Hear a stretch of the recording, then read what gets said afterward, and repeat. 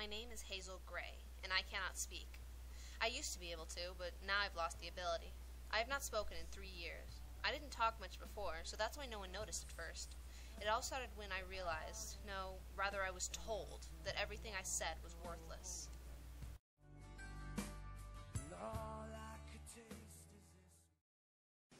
Why are you wearing these? I take you shopping every year to buy new cute outfits, yet you refuse to wear them. And you wear this. Ugh. And I don't want to hear a word from you until you hear what I have to say. We've seen your grades, and they're not good enough to get into schools like Yale and Princeton and Harvard. They may be good enough for your teachers at school, but they're not good enough for those schools. I know you have an A in English, but what is English? Writing is going to get you nowhere. If you can speak it, that's all you need to know. Look at me! Everything you have to say is worthless until it makes money. If it doesn't make money, don't even bother wasting your breath. That's the most important lesson that you will ever learn. Hazel Jennifer Gray, look at your father. I took in what he said, all of it. Everything I had to say was worthless. I repeated it over and over until I had it engraved into my mind. It was burned in like a cattle brand. I talked less and less as the months went by. When high school started, I hadn't talked in a full year. The saddest part was almost no one noticed. I have a boyfriend. His name is Steven. He talks more than anyone I have ever met, and I guess that's why we fit. He makes up for my silence. It's comfortable around him. He doesn't try to force me to talk. He knows I can't. He understands. My parents don't even know he exists. There's a new contest at the library for poetry. I think you should enter. Come on, Hayes. You'd be great. I've read your poetry. It's amazing, and it was hard at first. Teachers would call home complaining about me, and soon my parents took me to the doctor, worried I was a freak, worried I would ruin their reputations. The doctor wrote them a letter, describing what he thought my problem was. According to him, I had undergone some sort of emotional trauma that caused me to lose the ability to speak. He wasn't sure why it happened, but he was certain that I would not be able to talk again. They seemed to think it was my fault. I couldn't find a way to explain that it wasn't me. They told me to be like this. They made me this way. So I bought myself a laptop using Christmas money from my grandparents and began to write. It got easier as the months passed. My English teacher, Mr. Ackerman, taught me how to express myself on paper through creative writing styles such as poetry. After that, I wrote all the time. He also taught me to keep a journal to record my thoughts, since I wasn't able to express them anywhere else. He preferred a handwritten journal, but I liked the idea of having it on a computer, where it was organized, clean, and neat. Mr. Ackerman was also big on publishing. He prompted me to submit some of my poetry to read in class, since I refused to send it to magazines or other contests.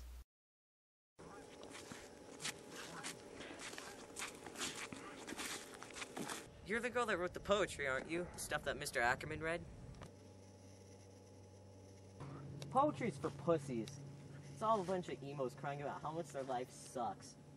I didn't get any of yours. It sucked.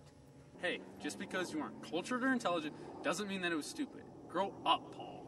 Why don't you let her say that? Oh, right, she can't. She's a freak. My classmates were as accepting as my parents when they found out about my disability, which is the same as saying they weren't accepting at all. I was immediately cast out of any social circle I had previously identified with. Only Steven, an old friend turned boyfriend, stayed with me. This is really getting out of hand, Hazel. Your grades have been going up since last quarter, but your business grades are steadily dropping. What the heck's going on? Do you not want to take over my business someday? Was that a nod? You don't want to be a businesswoman? You don't want to make money? What do you want to do then, girl? A writer? How do you plan on making money from writing? That reminds me, your English teacher emailed us to tell us how proud he was of you and your recent poetry that you gave him. What is that supposed to mean? You're writing poetry? That's even worse. Nothing says weak louder than poetry. Not that regular writing is any better. It's useless. Funny. You think you're going to be J.K. Rowling or whatever?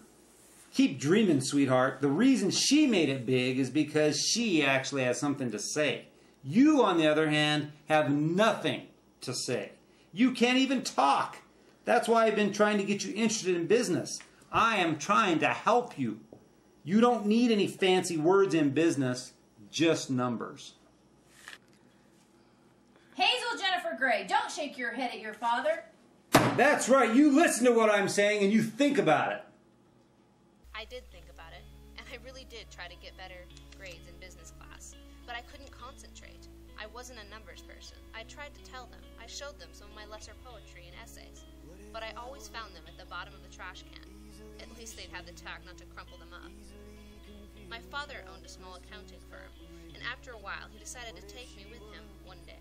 He set me up at a table in the conference room with a pile of blank paper and some interest calculations for me to do. I couldn't stay focused. None of the numbers made any sense, and he didn't even tell me what to do, so I wrote some poetry about cubicles.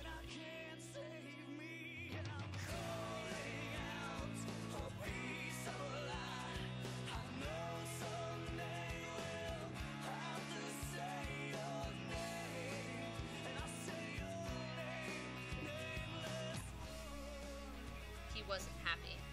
He told me how I disgraced his name at work, how they all laughed at him, and how he'd given me a chance to make something of myself, but I spit it in his face. I tried to explain to him that it didn't make sense, that he hadn't explained it to me, and how I really enjoyed writing, how it made me feel like something for the first time in my life. He wouldn't listen. I needed a way to make them listen, to make them understand. It hurts, Mom and Dad. I do have something to say. You just haven't listened. Numbers may make you happy, but they are not what I want to base my life around. Numbers are lifeless and cold, just like you want me to be. But I won't. My passion is in words, and the power of letters and phrases and senses. I have something to say, so listen to me. Listen to me for just once, and you'll see that what I have to say might not be worth money yet, but it's worth reading, worth paying attention to. Numbers can't change the world, but words can.